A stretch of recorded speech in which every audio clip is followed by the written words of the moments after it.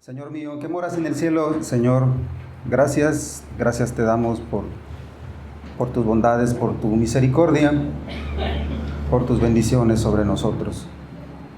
Gracias, Señor, porque nos permites estar aquí reunidos como iglesia para aprender de tu palabra, Señor. Gracias por mis hermanos. Te pido, Señor, que no permitas que algo interrumpa este momento en el que escucharemos de ti, Señor. Ayúdame, Señor, dame la sabiduría, dame las palabras correctas que debo emplear para transmitir tu mensaje, Señor, a mis hermanos. Te lo pido y te doy gracias en el nombre de Cristo Jesús, nuestro Salvador. Amén. Bueno, hermanos, ya tienen sus hojas. Si a alguien le hace falta hoja, pluma, con nuestro hermano Efraín. Efraín, ahí la hermana requiere, y hermano Víctor también. El hermano también les pasará el micrófono en caso de que deseen comentar, participar, abundar, aportar a la clase. Pueden levantar la mano y nuestro hermano les pasará el micrófono para que todos podamos escuchar con claridad. Vamos a continuar con esta serie con estas clases que se han estado impartiendo últimamente. Son clases que son parte de un manual de instrucción o de discipulado para nuevos creyentes que se llama Creciendo en la Nueva Vida. En esta mañana, nos corresponde impartir la lección número 7, como pueden ver ahí en sus hojas, que se llama la comunión con Dios.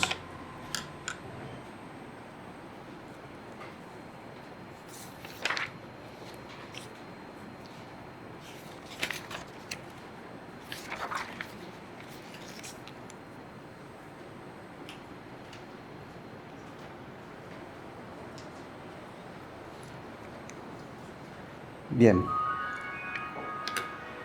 podemos ver en nuestras hojas este inicio, esta porción de este texto que nos da la introducción a la clase. Vamos a leerlo. Dios nos ha llamado a vivir en comunión íntima con Él cada día de nuestra vida. En su infinita sabiduría, Él supo que habría tiempos en que nosotros fallaríamos. Solo hubo una persona sin pecado sobre la tierra, el Señor Jesucristo. Los más grandes hombres de Dios fallaron en un punto u otro. Ninguno de nosotros, hermanos, podría ser mejor que esos grandes hombres que están mencionados en nuestra Biblia. ¿Alguien recuerda un gran hombre que falló? Moisés, David, Sansón, Salomón, Josué, Pedro, ¿no? Si se dan cuenta, y todos son incluso hasta grandes porciones de la palabra que hablan sobre ellos, ¿no? Son grandes hombres, fallaron. Solamente hay uno perfecto que no falló, ya sabemos, y aquí está mencionado. Entonces, de eso se trata la clase de hoy. Fallamos como hijos de Dios también, nosotros. Y el que diga que no está fallando o no falla, pues está engañando a sí mismo. O se engaña pensando en soberbia o en perfección, diciendo yo soy el mejor aquí, yo no fallo. Y para tristeza de él, pues es para mal del mismo, no para los que lo escuchan, ¿no? O para que lo ven, ¿no? ¿Por qué? Porque se autopersigue, se autocastiga, porque piensa que es perfecto y no lo es. Bueno, pero si hablamos de esta clase, repito, es el título de la clase. Bueno, para los que están llegando, ¿alguien requiere hoja, hermanos, de los que están aquí? Hermano, por aquí ahí al frente y Pueden levantar su mano si requieren.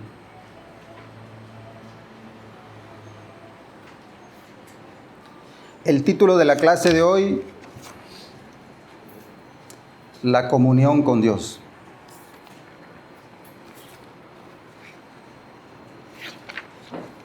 Bien. Pero ¿qué es la comunión? Ya sabemos, ¿no? Hemos escuchado otros términos, pero uno de ellos, comunión con Dios, ¿qué significa? ¿Qué es? Porque se maneja también el término comunión con nuestros hermanos, ¿sí? ¿De acuerdo? Incluso en la denominación católica romana se menciona de una primera comunión, ¿no? Entonces, ese término tenemos que enfocarlo ahorita en nuestra clase. ¿De qué estamos hablando de la comunión con Dios? Si pueden comentar, adelante, hermanos, con toda libertad. Pues la comunión lo podemos tomar como una relación cercana, hablando del término comunión, todavía no pasamos a la relación con Dios.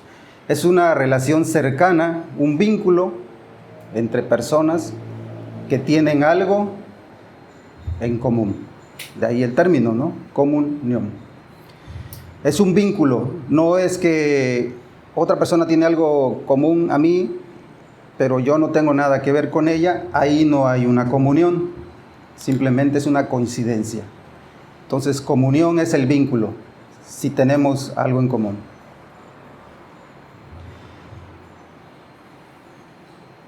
Entonces, si es con Dios, ¿cómo inicia esta comunión con Dios? Bueno, inicia con la presencia del Espíritu Santo en nosotros. Ahí inicia la comunión con Dios.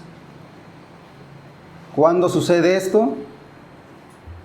¿Sí recuerdan? Cuando recibimos a nuestro Señor Jesucristo como Salvador.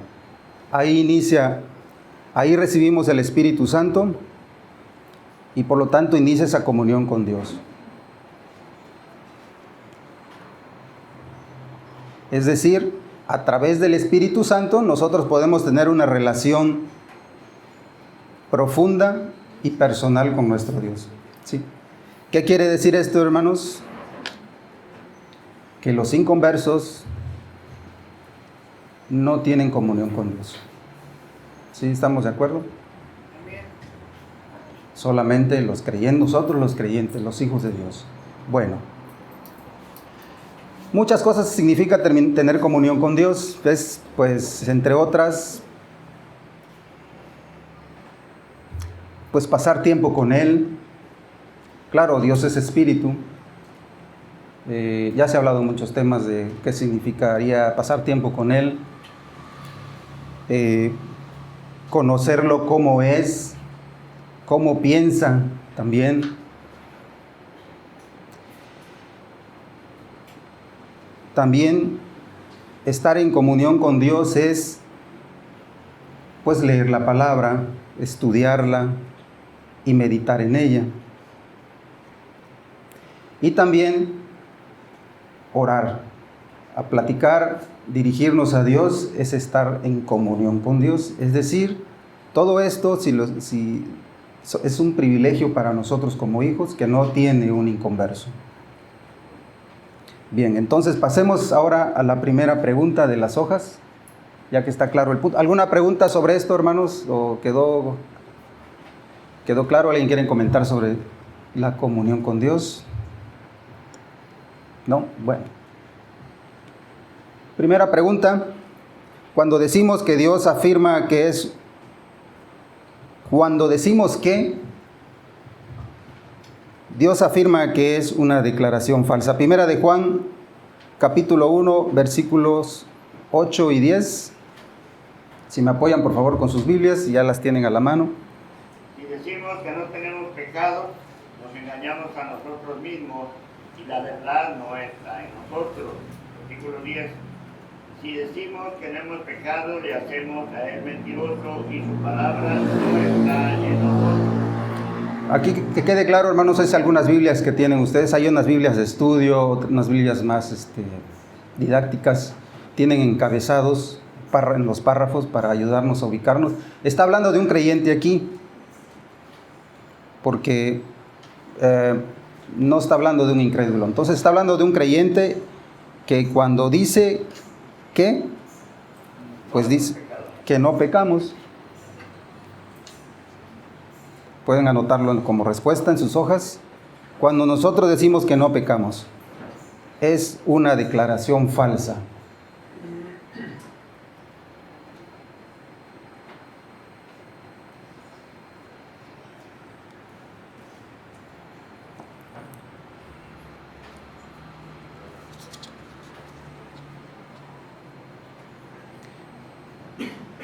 Pregunta número 2. ¿Qué evidencia puede indicar que usted no ha nacido de nuevo?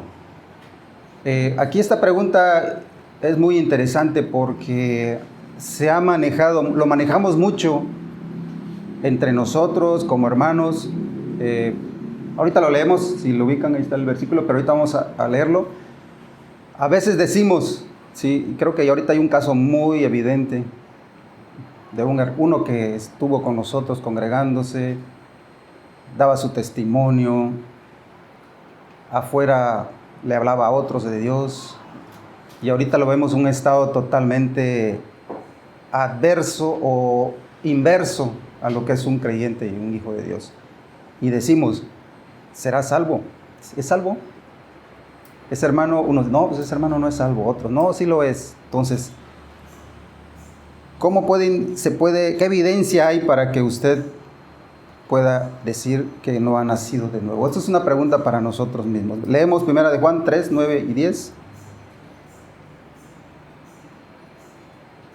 1 de Juan capítulo 3, versículos 9 y 10. Todo aquel que es nacido de Dios no practica el pecado, porque la simiente de Dios permanece en él y no puede pecar porque es nacido de Dios. En esto se manifiestan los hijos de Dios y los hijos del diablo. Todo aquel que no hace justicia y que no ama a su hermano no es de Dios. Gracias, hermano. Bueno, entonces la respuesta es: ¿qué evidencia indica que no hemos nacido de nuevo? La práctica continua del pecado. El versículo que acaba de leer el hermano, muy interesante. Solamente hay 2 clases de personas en este mundo. ¿Sí lo puede repetir, hermano? Ángelo. Quiero leer el 8 de una vez. Adelante. Porque aquí también es interesante lo que dice. A ver, vamos, adelante. El que practica el pecado es del diablo, porque el diablo peca desde el principio. Para esto apareció el Hijo de Dios, para deshacer las obras del diablo. Todo aquel que es nacido de Dios, aquí dice no practica el pecado, pero de vez en cuando pecamos. Pero aquí en el 8 dice que practique continuamente, como estaba mencionando, correcto, la persona. Porque la simiente de Dios permanece en él y no puede pecar, porque es nacido de Dios. En esto se manifiestan los hijos de Dios y los hijos del diablo. Todo aquel que no hace justicia y que no ama a su hermano no es de Dios. Correcto, gracias, hermano. Entonces tenemos 2 clases: los hijos de Dios, y se escucha feo, pero así es, los hijos del diablo. ¿Estamos claros? ¿Hay un intermedio, hermanos? ¿Será que surge algún intermedio por ahí? ¿Alguien les ha comentado? Hay uno que es medio así, como que es medio hijo de Dios, medio hijo del diablo. ¿Será posible eso? No es posible, hermanos. Así de claro, se escucha. Vamos, entre nosotros podemos comentarlo abiertamente, que una pregunta una vez hizo una hermana en una clase sobre cómo abordar a un incrédulo. Pero sí abordarlo así directamente al incrédulo. Bueno, nosotros fuimos incrédulos, o algunos todavía aquí lo son aún. Y qué bueno que están aquí. Que nos digan así, pues sí se escucha muy, muy duro, ¿no? Muy, muy feo, ¿no? Tú eres hijo del diablo. Pero, o sea, sí, el incrédulo está consciente de quién es el diablo, ¿no? Sí sabe qué es el diablo, a qué se dedica, cuál es su fuerte. Y que le digas, sobre todo si él ha estado portándose bien, ha dado dinero a los pobres, ha construido templos, y le dices, tú eres hijo del diablo. No, pues no, este está mal, ¿no? Me está diciendo eso y no es así, ¿no? Pero es que la Biblia es clara, ¿no? Y nosotros ya lo tenemos bien definido. Solamente, si no es hijo de Dios, pues lamentablemente, ¿no? Adelante, hermano. ¿No es o no es? Hay dos, nada más. O es cristiano verdaderamente o es nada más un oyente, o sea que para él se le hace fácil decir, no, pues si yo soy cristiano, él puede decirlo, pero el testimonio vale mucho, el testimonio. Sí, ahorita vamos a hablar de todo eso ahorita en la clase. Bueno. Que bueno, no, está bien, hermana, que lo comente. Pues sí es correcto. Pero sí, todos esos puntos los vamos a comentar. Y lo pueden explicar, lo pueden hablar así como lo está diciendo la hermana. Además, estar pendiente con el micrófono, hermano Efraín, para que... Bueno, entonces ya quedó claro. Entonces, los que practican continuamente el pecado no han nacido de nuevo. Seguimos. Pregunta número 3. Considere sus respuestas a las dos preguntas anteriores. Nos está remitiendo a las dos respuestas que vimos, la 1 y la 2 de sus hojas. Y dice, en base a eso, nos dice la hoja, ¿qué es lo que en la pregunta 1 se enfatiza y qué es lo cierto acerca del creyente? Y leemos, perdón. Bueno, pero nos estamos remitiendo a la primera pregunta.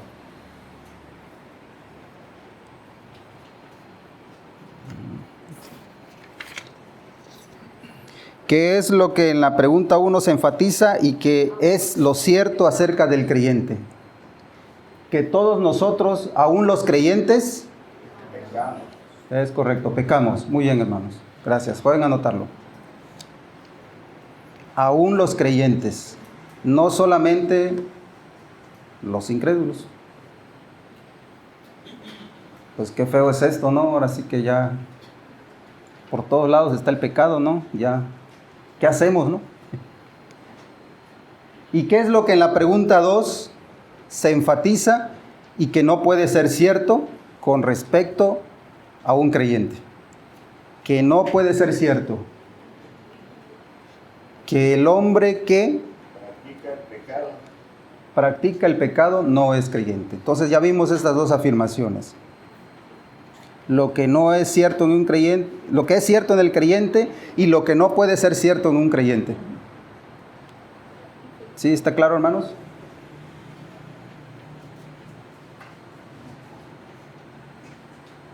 Bueno, entonces, si pecamos también como creyentes, pero el que practica el pecado no es creyente, entonces, ¿qué somos? ¿Será que somos intermedios, así como que? Pecadores perdonados. ahorita vamos. Es nada más para que se autocuestionen. Entonces, ¿cuál es la diferencia entre los dos pasajes? La diferencia está en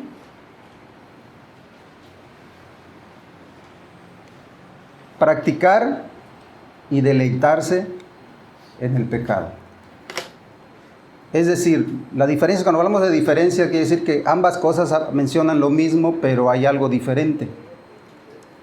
Habla del pecado, habla de que sí podemos cometer pecado, o sea, es factible, no es que podemos, no debemos, es factible cometer pecado. Pero hay una diferencia entre el no creyente y el creyente. El no creyente entonces practica y disfruta del pecado. El no creyente no. ¿Y qué significa eso, hermanos? Para los que tenemos experiencia de que ya fuimos no creyentes y ahora lo somos, yo creo que sí podemos responder, ¿no? Vamos a trasladarlo a la práctica, a nosotros, como vivimos en el pecado, antes, no ahorita. ¿qué era eso de que practicábamos y disfrutábamos el pecado? Claro, hay diferentes tipos de pecado, ¿no? Podemos poner un ejemplo que no nos ponga muy mal ante los hermanos. ¿Algún ejemplo que puedan decir? Que es el que tengan se les pueda venir a la memoria, que antes hacían y ahora ya no, si lo cometen, se sienten mal o no están de acuerdo, se arrepienten, no saben por qué lo hicieron. Antes lo hacían. Adelante, pastor. El micrófono, hermano.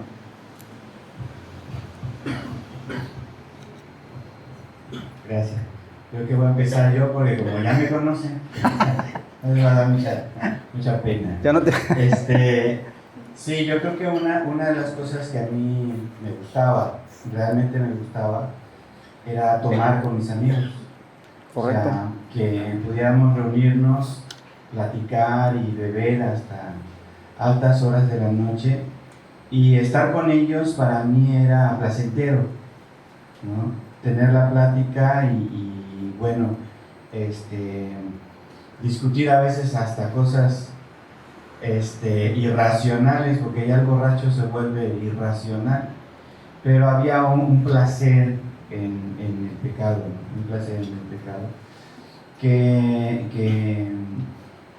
que Dios ha ido quitando en mi vida. Sí. Entonces es algo que sí uno puede darse cuenta que se deleita. Otra de las cosas, por ejemplo, cuando era joven en la secundaria, pues hacerle maldad a otros compañeritos, a veces tomándonos su bebida o poniéndole el pie o poniéndolo en ridículo en frente de otras niñas o jovencitas, que era algo malo también, pero lo llegaba a hacer junto con otros compañeros. Entonces sí hay cosas en las que sentimos placer por lo malo. Sí, es decir, como no creyentes nos sentíamos a gusto, no nos preocupaba cometerlo, buscábamos hacerlo, ¿sí o no? ¿Sí recuerdan? Por ejemplo, tener un lenguaje soez, por ejemplo, ¿no? Decir malas palabras, insultar, cotidianamente, no cuando estábamos enojados, ¿no? Sino decirlo como un lenguaje natural de nuestro diálogo con otras personas. Decirlo es común, ya lo vemos. Nosotros convivimos con gente que no es creyente y así hablan. Y se divierten, y se ríen. Es decir, están disfrutando, ¿no? Esa es una. Y muchas otras cosas que podrían... ¿O alguien ha visto algún pariente que cometa pecado? ¿Algún primo de un amigo? ¿Tienen ustedes que puedan ver cómo disfruta ese pecado?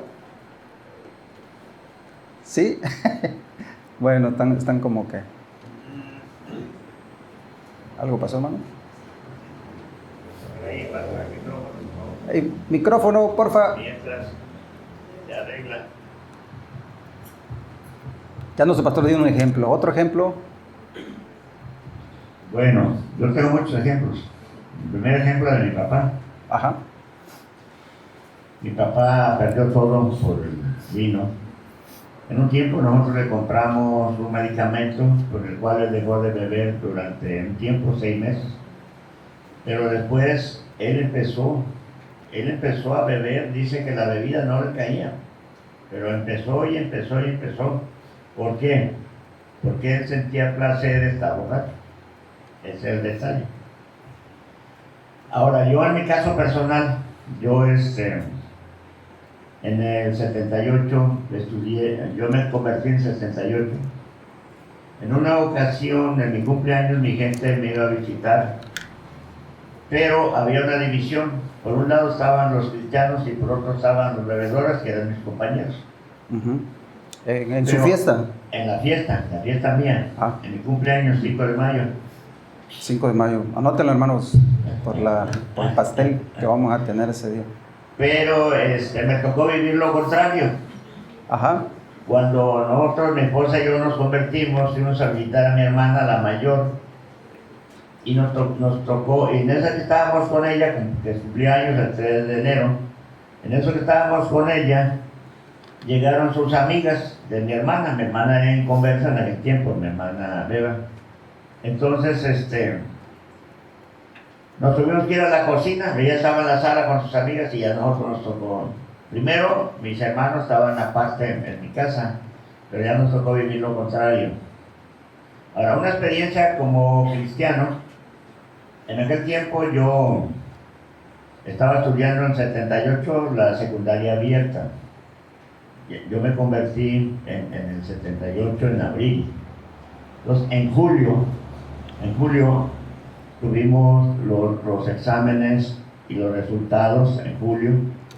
Entonces, en ese tiempo, con mis compañeros de la secundaria abierta, me eché unos tragos, pero ya no me sentí bien, Entonces, esa fue, vamos a decir, la última vez que yo volví a tomar después de que me había convertido. Ahora, ¿cuánto tiempo tenía? 4 meses. Entonces caí en ese error, en ese pecado. ¿Y cómo se sintió? Mal. Ahí vamos ahorita, a ese punto vamos ahorita Me sentí muy mal. en lo siguiente. Claro que yo ya había aprendido a pedir perdón a Dios. ¿Ok? Y ya, entonces ya reanudé mi comunión con Dios. Muy bien, gracias hermano. Bueno, continuamos entonces, ya escuchamos un ejemplo que nos adelanta un poco los puntos que vamos a ver. Entonces, gracias hermano Ángelo.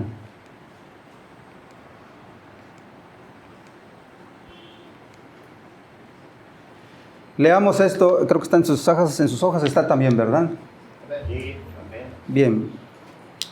Dice, Dios ha provisto un medio de restaurar con Él la comunión que se ha perdido, lo que habló nuestro hermano.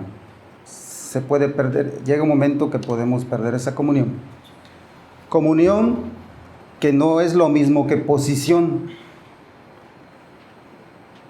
En relación a esta palabra vamos a hablar un breve. Como creyentes hemos nacido en la familia de Dios.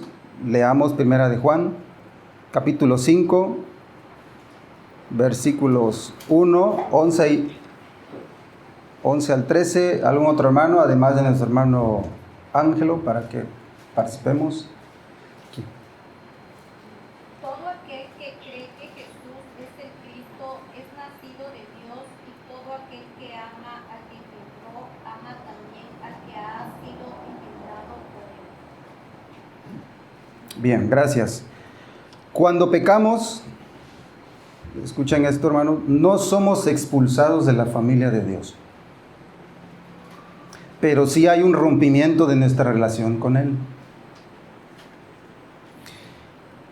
Necesitamos prestar atención a esta situación, ¿sí?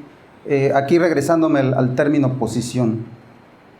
Comunión dice que no es lo mismo que posición, pero ¿cuándo hemos hablado de esa palabra aquí ahorita en la clase, no? Eso lo menciona en la hoja, pero así brevemente está diciendo que nosotros estamos en un punto con respecto a Dios, tenemos una posición, y es que somos hijos de Él.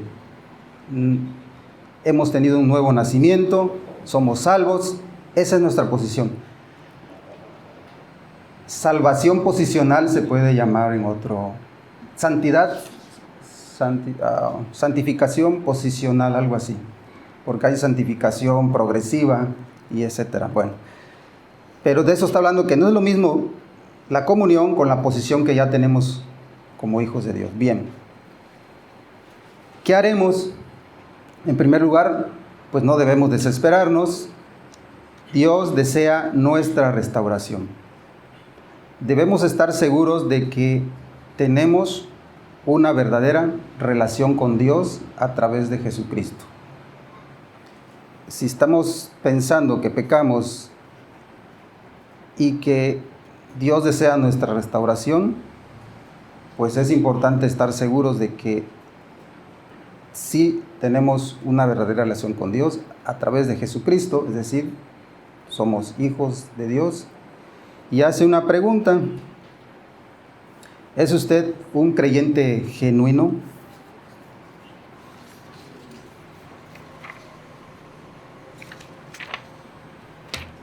Bien, entonces ¿Es usted un creyente genuino? Porque si no lo es, pues ya, pues no aplica esto, ¿no? Tendría que ser primero aceptar que es pecador, arrepentirse y creer en nuestro Señor. Mientras usted no lo es, y se puede estar autoengañando. Si no lo es y está consciente, está aquí, pues lo felicito. Qué bueno que está aquí escuchando, aprendiendo. Y puede aprender de eso también. Porque estas clases están enfocadas, es un discipulado para alguien que ya ha creído. Pero puede ser que el que ha creído, creo que ya algunos ya tenemos experiencia en eso, hemos visto que hay declaraciones emocionales, por ejemplo, ¿no? Emocionales porque pues pudo haber sido un evento de un encuentro evangelístico, o tiene un problema la persona muy grave que afecta sus emociones y por lo tanto se le acerca a alguien y de pronto hace la decisión, pero son decisiones falsas, pero él quiere llevar la vida de creyente pensando que sí es salvo, aunque no lo es. Entonces, eso, hay personas que pues reconocen esto al final, a los muchos años, y logran reconocerlo y corregir el camino, pero hay otros que viven así y nunca llegan a ser salvos, a pesar de que pues están en la iglesia, ¿no? Y quieran aparentar eso, ¿no? Bueno, ¿es usted un creyente genuino? Hay muchos factores que quizás vamos a estar hablando de ellos uno a uno si da tiempo, porque ya se está acabando el tiempo. Pero viene la pregunta número 4. ¿Cómo orará a Dios un creyente genuino? Salmos 119, versículos 33 y 34, por favor, si me ayudan. Enséñame, oh Jehová, el camino de tus estatutos y lo guardaré hasta el fin. Dame entendimiento y guardaré tu ley y la cumpliré de todo corazón. Bien, gracias, hermano. Entonces, un creyente genuino orará así. Pedirá que Dios le Enseñe. Así es, que es un sinónimo de guía en su vida y le dé sabiduría. Esa es una oración de un creyente genuino.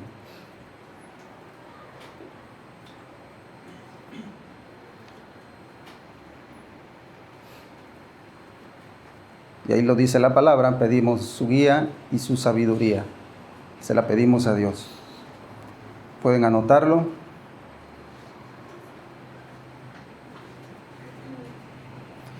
Pide su guía y su sabiduría para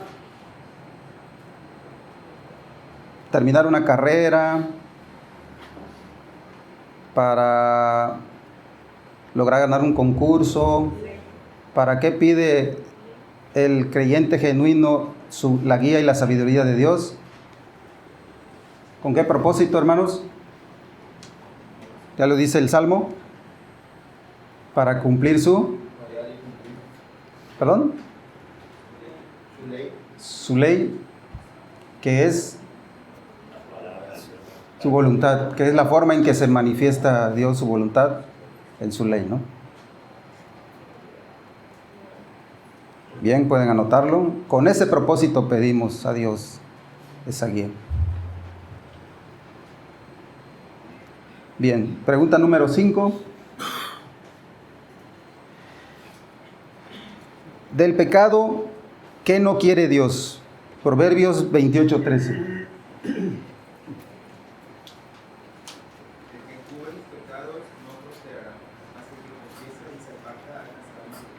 Gracias, Jesús.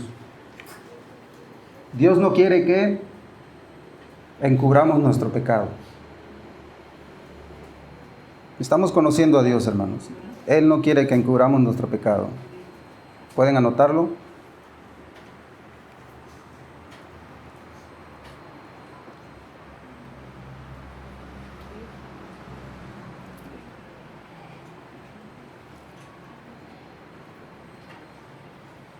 ¿Ya? Bien. ¿Cuáles son los 2 pasos necesarios para proceder correctamente en relación a este pecado. Ya lo leímos. Debemos confesarlo y apartarnos de él. 2 pasos para proceder en esta situación. Pueden anotarlo.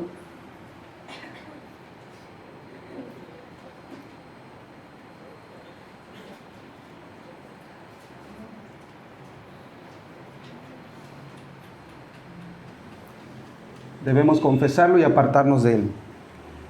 Pregunta número 6. Cuando reconocemos el pecado, esto es como una insistencia, esto es prácticamente es el 5. ¿Cuál es la responsabilidad del creyente según Primera de Juan, capítulo 1, versículo 9?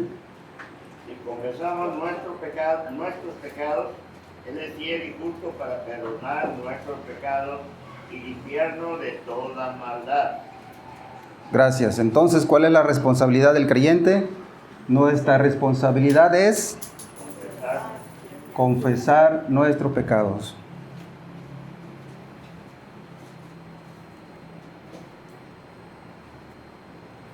Y en relación a esto, ¿ya confesamos nuestros pecados? ¿Qué nos promete Dios? ¿Cuál es la promesa? Dios promete. Gracias, sí, así es correcto. Perdonarnos y limpiarnos de toda maldad.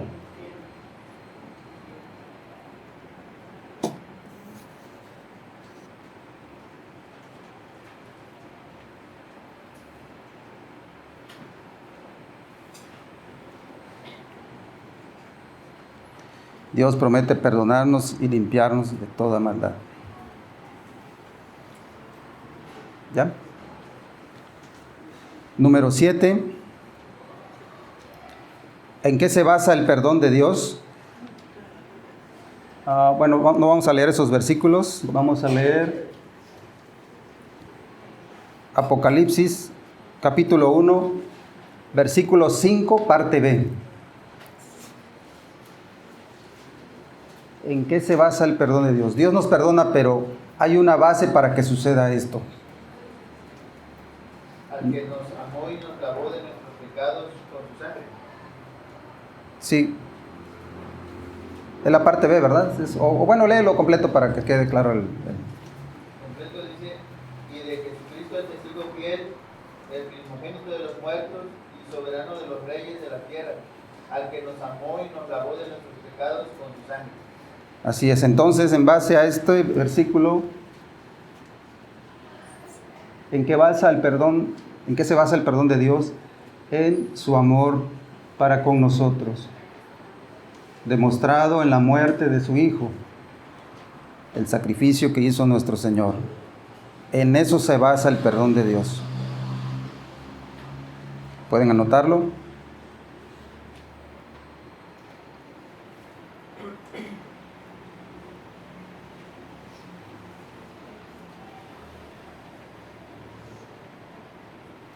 ¿Seguimos? Entonces, la salvación, como ya está claro, no depende de lo que nosotros hacemos, sino de lo que ya nuestro Señor Jesucristo hizo. Y nos da esta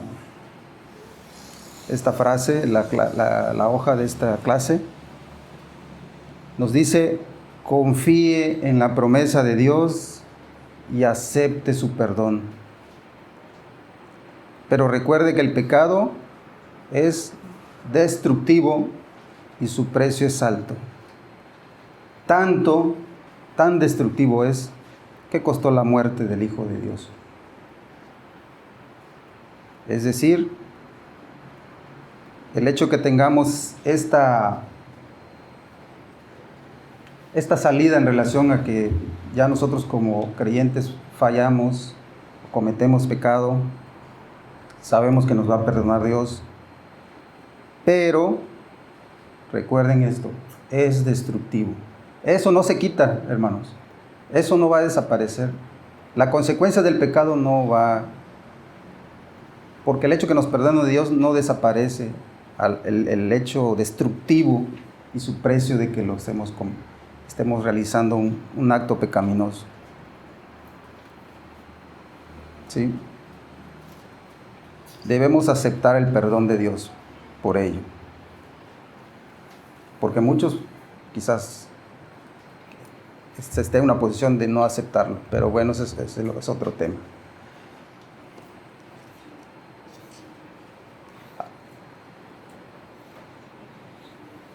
Bien.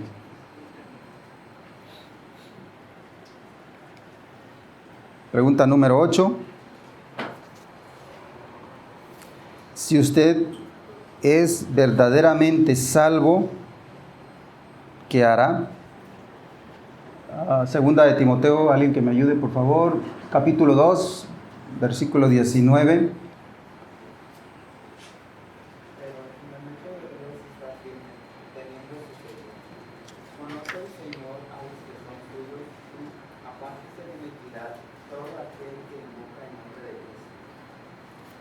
Apártese de iniquidad todo aquel que invoque el nombre de Cristo. Entonces, si somos salvos, ¿qué haremos?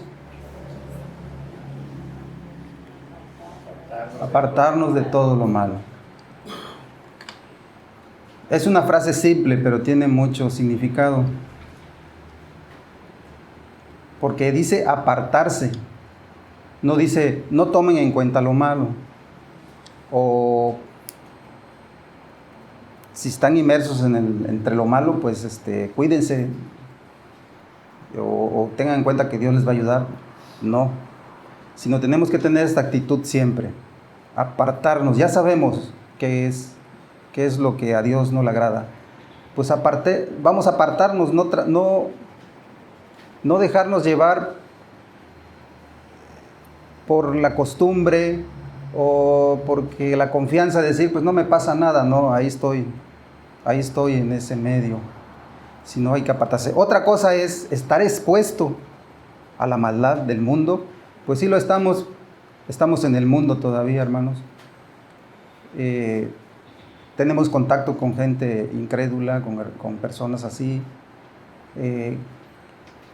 que puede ocasionar en algún momento fallas en nosotros, ¿no? Pero el hecho de no apartarse, ¿qué significa, hermanos? Si ya sabemos dónde está. Ahorita, hermano, le doy la palabra. ¿Qué es no apartarse entonces? Buscar estar ahí. Donde está el pecado, donde está la iniquidad. Eso no es de un hijo de Dios, ¿no? Si ya lo estás buscando, pues estás disfrutándolo, ¿no? Entonces no es... La palabra aquí es apartarse. Ya lo sé que está ahí, me aparto, me alejo. Aunque a veces hay contacto porque estamos inmersos en el mundo. Adelante, hermano. Quiero leer un caso de 1 Corintios, capítulo 5, porque esto es muy ilustrativo acerca de un hombre que estaba en pecado grave. Adelante. Es cierto se oye que hay entre vosotros fornicación, y tal fornicación cual ni aun se nombra entre los gentiles, tanto que alguno tiene la mujer de su padre. Y vosotros estáis envanecidos, les habla Pablo a los Corintios. ¿No debieras más bien haberos lamentado para que fuese quitado del medio de vosotros el que cometió tal acción? Ciertamente yo como ausente en cuerpo, pero presente en el espíritu, ya como presente he juzgado al que tal cosa ha hecho. En el nombre de nuestro Señor Jesucristo, reunidos vosotros los corintios y mi espíritu de Pablo, con el poder de nuestro Señor Jesucristo, el fornicario sea entregado a Satanás para destrucción de la carne, a fin de que el espíritu sea salvo en el día del Señor. Ahora, ¿qué pasó aquí? Es cierto, lo expulsaron de la iglesia, lo disciplinaron. ¿Qué pasó? Como era un verdadero hijo de Dios, se arrepintió. Más adelante vemos que se arrepintió, en 2 Corintios, y Pablo dice que si ellos lo han perdonado, él también lo ha perdonado, claro, primero Dios. Tuvimos un caso en Betel, hablando del pecador cristiano que no se quiere apartar del pecado. Tuve su caso en Betel, una familia por X circunstancias se apartaron de las cosas de Dios. Mi hermano estuvo ausente como 4 años. Antes de convertirse, él era borracho, dejó el alcohol. Ya después su familia empezó a buscar a Dios, pero él ya no pudo regresar a la comunión con Dios. ¿Saben qué pasó? Se murió.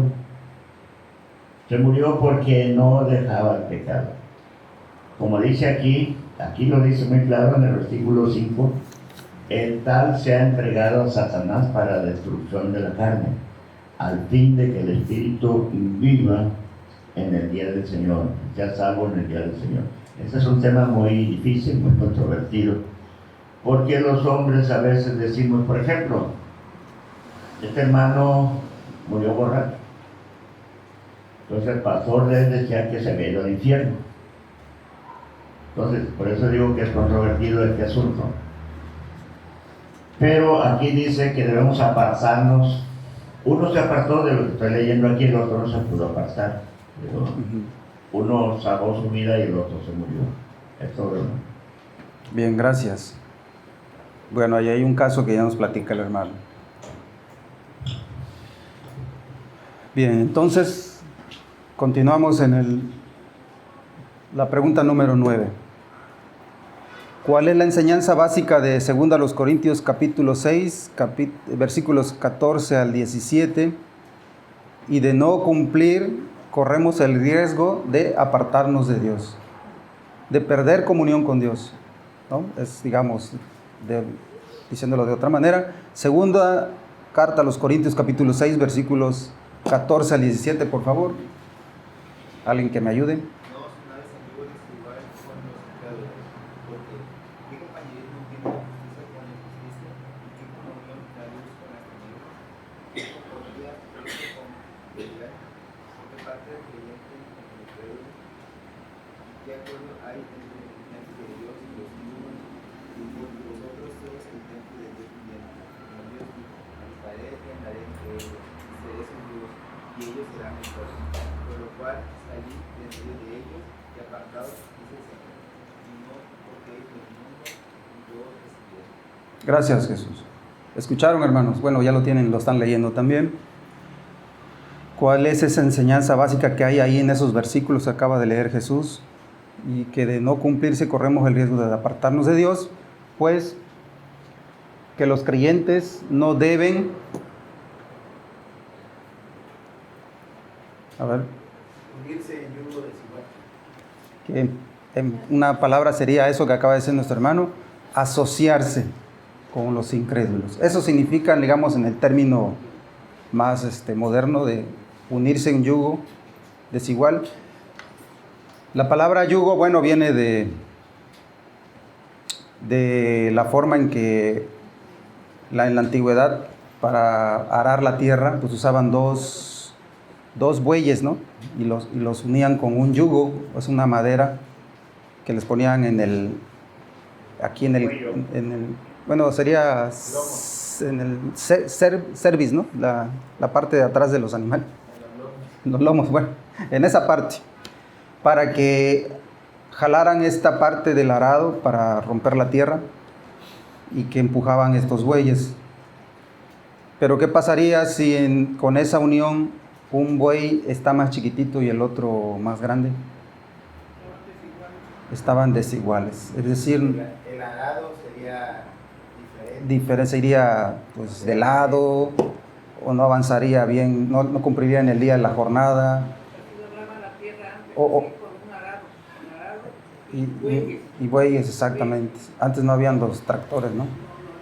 Bueno, entonces, eso significa el yugo desigual, que uno de los dos, y el yugo significa esa asociación, es decir, están unidos en el impulso, están unidos para cumplir su objetivo que tienen planteado juntos, están unidos. Entonces, ese es el término ahora manejado, es que, por ejemplo, como creyentes no debemos hacer asociación con un incrédulo. O sea, no está diciendo no hables con un incrédulo, no platiques o no trabajes con un incrédulo, no. Asociación, es decir, tenemos un pacto de un acuerdo para que si estamos unidos en una tarea, si falla, ambos fallamos. Y si ganamos, ambos ganamos. Están asociados por una cuestión hasta legal, ¿no? Puede ser. Y se utiliza normalmente en los predicadores, para los jóvenes, para el matrimonio, ¿no? Eso es lo típico. Pero aplica para todo. ¿Por qué por el matrimonio? Porque el matrimonio es una sociedad también conyugal. Es decir, los dos, hombre y mujer, están en la misma misión, en la misma tarea del hogar. Y si uno de los dos no es cristiano, pues, y la misión de la familia es adorar a Dios, hablar de la palabra a nuestros hijos para que sean creyentes en su momento, etc. Pero si uno de los dos no, pues ya va a haber problema, ¿no? Entonces eso es de lo que habla. Bueno, entonces no asociarse con los incrédulos, porque corremos el riesgo de apartarnos de Dios. Por tal de darle gozo o satisfacción o gusto a la otra persona, nos jala hacia lo contrario que es Dios, ¿no? Eso es lo que pasa. Adelante, hermana. No la había visto su mano. Bueno, buenos días a todos. Buenos días. Yo quisiera decir que sin comunión no creceremos en la nueva vida que Dios nos da. No podremos madurar, santificarnos, parecernos a Cristo. Muchos entendemos y nos queda claro nuestra posición que tenemos en Cristo. Quien solo acepta su posición en Cristo sin ver más allá, no busca la comunión con Dios. Y muchos creyentes estamos conscientes pues solo de nuestra posición. Pablo dijo que los cristianos tenemos la mente de Cristo, pero sin comunión creo que no es posible. Porque como usted decía, no, la comunión es pasar tiempo con Él, conocerle cómo es, cómo piensa, leer la palabra, estudiarla, meditar en ella, orar, pedir perdón, confesarnos. Eso es lo que nos da la comunión con Cristo. Y yo quisiera leer un versículo que es 2 de Corintios 3:18, que es un versículo que a mí me encanta. Dice: por tanto, nosotros todos, mirando a cara descubierta como un espejo la gloria del Señor, somos transformados de gloria en gloria en la misma imagen, como por el Espíritu del Señor.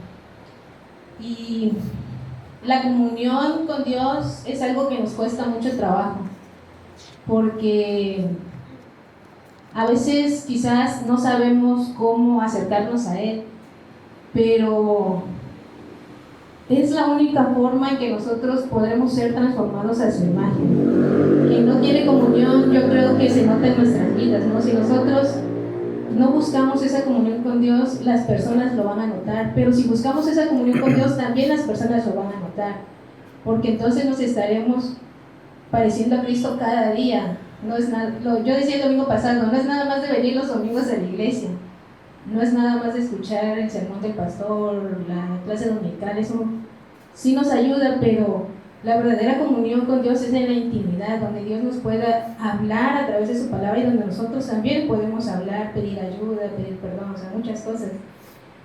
Y la comunión yo creo que debe ser algo en nuestras vidas diaria, y buscarla, hay que buscarla, no hay otra manera. Dios no nos va a poner ahí a sus fuerzas. Sí lo puede hacer, nos puede disciplinar, nos puede mandar algo para que nosotros nos dobleguemos y dejemos nuestro orgullo y quebrante nuestro corazón. Pero como yo le decía a mi esposo ayer, ¿para qué esperar eso? ¿Para qué esperar que Dios nos atraiga? Mejor buscar que Dios con sus lazos de ternura y cuerdas de amor nos tenga ahí en su presencia, en comunión, completa comunión con Él. Sí, gracias, hermana. Bueno, la hermana dio un buen resumen de la clase. En conclusión es lo que ella comenta. Y también puedo abundar en ello, lo que decía de la comunión con Dios, debemos buscarla, sí, claro. Y cómo se nota que no tenemos comunión, decía ella, se nota en nuestras vidas, lo notan los demás. Pero hay algo más evidente todavía, de cómo no se nota que tenemos comunión con Dios, porque no tenemos comunión con los hermanos. Eso es lo palpable, porque la comunión con Dios es personal, nada más nosotros la tenemos con Él, pero con los hermanos sí se ve. porque están aquí, están presentes. Hay un versículo en la Biblia, espero que me ayude alguien si lo tiene en mente, o que habla de esto: comunión con Dios, comunión con los hermanos. Es una consecuencia de la comunión con Dios, la comunión con nuestros hermanos. ¿Y qué es la comunión con nuestros hermanos? ¿Alguien me puede decir rápidamente puntos que nos dirían? Pues tenemos comunión, hermanos. Una muy famosa, ya me dicen las otras: participamos en la cena del Señor. Por eso se llama la comunión. Todos los participamos de ese acto esta ordenanza tan significativa para nosotros. Estamos todos reunidos en ese momento, estamos cenando, porque ese es el término: cenar juntos, estar reunidos con un mismo fin, recordando la muerte de nuestro Señor.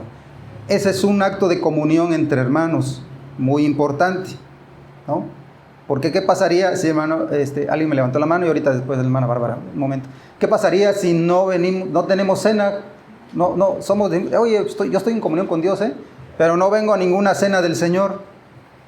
¿Qué estoy diciendo? Otra, bueno, hay más, pero a ver si la pueden decir. Adelante, hermano. Creo que ese es el versículo que mencionabas. A ver, adelante. Primera de Juan 1, 6 y 7. Ajá. Dice: si decimos que tenemos comunión con Él y andamos en tinieblas, mentimos y no practicamos la verdad. Pero si andamos en luz, como Él está en luz, tenemos comunión unos con otros, y la sangre de Jesucristo, su Hijo, nos limpia de todo pecado. Muy bien, hermano, gracias. Es Primera de Juan 1, 6 y 7. Anótelo, hermanos. Evidencia que estamos en comunión con Dios. Tenemos comunión con nuestros hermanos de diferentes maneras. Adelante, hermana Bárbara. Solo comentar que hay una interpretación teológica que es correcta, que dice que la cruz simboliza dos dimensiones de la vida cristiana. El madero vertical representa la comunión y la relación con Dios, mientras que el madero horizontal simboliza la comunión con los hermanos y el prójimo. Ambas son esenciales para el cristianismo y se refuerzan mutuamente. Dice: descuidar una de las dimensiones puede llevar a una fe incompleta. Centrarse solo en lo vertical puede resultar en una ilusión espiritual, mientras que centrarse solo en lo horizontal puede llevar a un cristianismo superficial. Y lo que decía, no solo es mi relación con Dios, porque igual muchas veces somos así, ¿no? Que nada más creemos que Dios y yo, pero tenemos que mirar a nuestro alrededor. La comunión tiene que ser, en la cruz aquí nos enseña, ¿no?, que la barra vertical es la relación, la comunión que tengo con Dios espiritual, pero la barra horizontal es la comunión que tengo que tener con mis hermanos. Y al faltar la comunión con mis hermanos, estoy faltando, como usted decía, no la evidencia es esa. Y encontré, ¿no?, que esa es una creencia teológica, no sé. Es una figura, ¿no? Una figura de interpretación teológica. Bien, gracias, hermano. Adelante, hermano Alfredo. Yo pienso que Primera de Juan 4, pasaje que tú comentabas, 4, 10 y 11. Dice: en esto consiste el amor, no en que nosotros hayamos amado a Dios, sino en que Él nos amó a nosotros y envió a su Hijo en propiciación por nuestros pecados. Primera parte: amados, si Dios nos ha amado así, debemos también nosotros amarnos unos a otros. Entonces, la comunión es que son palabras muy transitadas y a veces no se entienden. Es otra cosa que el compañerismo. Cuando uno tiene compañerismo con su pareja, con los hermanos, convive, se cuenta sus sufrimientos, sus alegrías, ese es el compañerismo. Por eso 1 Corintios dice que no es una vez en comunión con los libreros. Más adelante dice: ¿por qué compañerismo tiene el demonio con Dios? Entonces, para que tengamos comunión debemos tener compañerismo, y ese compañerismo se manifiesta. O sea, si un ejemplo espiritualizado es la comunión que decimos en la Cena del Señor, pero hay muchas formas muchas formas de tener comunión unos con otros. Así es. A veces somos muy, esta es mi posición, somos muy crueles con los hermanos que se apartan, en lugar de comunicar, en lugar de agotar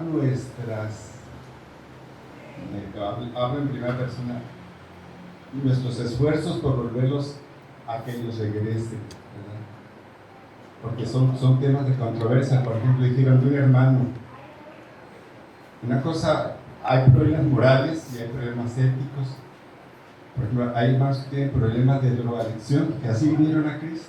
Es un problema moral y ético y biológico y de todos. O sea, que esa persona está en mayor desventaja que nosotros en cuestión de pecado, no en cuestión de salvación, de posicionamiento. Porque mi hermano mencionó el de ese fornicario que tuvo a su madrastra, según su interpretación, otros que era su mamá. Lo que haya sido era un pecado, pero que al final se arrepintió. Bueno, pero quien lo supo, es un pecado que moral, sexual, ¿no? Se supieron y pusieron la cuestión. Entonces, eso también es parte de la comunión, hermanos. Buscamos los fuertes, los que nos consideramos fuertes, o los que se consideran fuertes, ayudar a los débiles. Esa es parte del compañerismo de la comunión unos con otros. Porque hay hermanos que, por ejemplo, yo he visto, me estoy escuchando todas sus opiniones valiosísimas. Entonces, si ya tenemos el conocimiento, vamos a ir un poquito más allá. Yo, por ejemplo, dos decisiones de los jóvenes, como él dice, pero a mí yo lo entendí, es esa, dos decisiones importantes. ¿Con quién me voy a casar? De acuerdo a la voluntad de Dios. Y otra, que voy a estudiar si tengo la oportunidad de estudiar. Y sin embargo, sí, siendo, por ejemplo, yo que crecí siendo niño en el Evangelio, o sea, me convertí del catolicismo hacia el cristianismo siendo niño, a los 13 años. Entonces, cuando yo llegué a la edad de que con quién me voy a casar, con quién voy a estudiar, esto yo ya lo había entendido y tuve que pagar un costo. Cuando siempre me preguntaban, ¿por qué no te has casado? Yo que no llegaba a la personalidad. Entonces eres elitista, me dicen. No te digo, es que no es que sea elitista, o sea, porque la Biblia dice que debo casarme con una hija de Dios, ¿o no? Entonces, el incrédulo me dice, es que no nada más hay muchachas en tu religión, es que no se trata de religión, se trata de obedecer a mi Dios. Es un costo que se paga. Entonces, yo lo entendí, porque me hago el loco, me caso, etcétera, más ahorita, ¿verdad? En mi tiempo era ahorita ya no, es otro tipo de cosas, pero la Biblia no cambia, hay una consecuencia, porque si me voy a casar, me voy a juntar, voy a tener lo que sea, aunque aparentemente no pasa nada, porque Dios es misericordioso, hermanos. Dios no está esperando que pequemos para darnos cosas por uno. Nos da paciencia, nos da tiempo para que nosotros podamos. Entonces, son ministerios, quizá aquí no se ha desarrollado porque no estamos en una ciudad muy grande, pero trabajar con prostitutas, trabajar con drogadictos, con alcohólicos, con neuróticos, etcétera, es un ministerio también. Y muchas veces gente llega a nuestra congregación y no sabemos cómo tratarlos. Lo primero, ponemos el dedo flamígero, no, hermanos. Dice otro versículo, pero eso es cierto, que el que cree que esté firme, mire, que no caiga. Todos estamos en la casa del jabonero, en cuestión de que estamos en el terreno de Satanás, porque Dios, dice Timoteo, el que comenzó en nosotros la buena obra, si yo estoy seguro que Cristo me salvó, Él la va a perfeccionar, pero me voy a dejar que Él me perfeccione hasta que Él venga, o hasta que Él venga. Muy bien, gracias hermano. Hermano pastor, ¿me levantó la mano para...? No, ya no. Ya. Bueno, finalizamos. Al final de sus hojas están estas afirmaciones. La leemos rápido. ¿Qué pasos ha provisto Dios para que el creyente que cae en pecado, qué pasos ha provisto? Ya nuestra hermana Bárbara dio un resumen, está ahí. Confesión y restauración. ¿Cómo puede un creyente reanudar la comunión con Dios? Confesando sus pecados con la firme convicción de no reincidir en ellos. Si reincide, entonces ya está practicando. Ya no es que cometió un pecado nada más, ¿no? Siguiente. ¿Cómo podemos evitar que se interrumpa nuestra comunión con Dios? Ya hablamos mucho de la comunión, pero ¿y qué pasa y cómo se interrumpe y todo? Pero ¿cómo lo podemos evitar? No amando al mundo ni las cosas que están en el mundo, sino haciendo la voluntad de Dios. Y la voluntad de Dios, pues, muy amplia, ya la tenemos en nuestra Biblia, la palabra. ¿Cómo la podemos conocer? Leyéndola, aprendiendo. Esa es la voluntad de Dios. Tenemos que hacerlo para conocer su voluntad y hacerla, no solamente conocerla. De esa manera podemos evitar que se interrumpa nuestra comunión con Dios. Y finalmente, el versículo que pueden memorizar ya ustedes, el que encubre sus pecados no prosperará, mas el que los confiesa y se aparta alcanzará misericordia. Proverbios 28:13. ¿Algún comentario final, hermanos? Para los jóvenes, Adelante. parece que a veces nadie se da cuenta de las cosas, pero tengan mucho cuidado con su vida. Por experiencia propia, de joven, encubrí y encubrimos a otros jóvenes de muchas maneras. Y la palabra de Dios es muy clara, dice que no prosperará. Y no se fijen en lo económico, Sí. porque luego vemos cómo el malvado prospera, no, se refiere a nuestra salvación, nuestra vida espiritual, y ahí lo dice, y si se aparta, alcanzará misericordia. A veces ponemos más preocupación en las cosas que se ven. Esas cosas se ven mal, es que ya me vieron. No, preocúpate por tu alma y por la misericordia que Dios tiene por ti, que te ama, que siempre te está esperando. Algo que, como comentó nuestro hermano Alfredo, no nos olvidemos tampoco de aquella oveja que se aparta y que nuestro Señor Jesucristo va a buscarla. Sí. Podemos ser cualquiera de nosotros en cualquier momento. Sí. Dios les bendiga, hermanos. Dios les bendiga, jóvenes. Gracias, hermano. Bueno, finalizamos la clase, hermanos, con este comentario. Les agradezco sus participaciones, sus aportaciones, comentarios. Gracias por la atención. Dios les bendiga. Ha sido todo.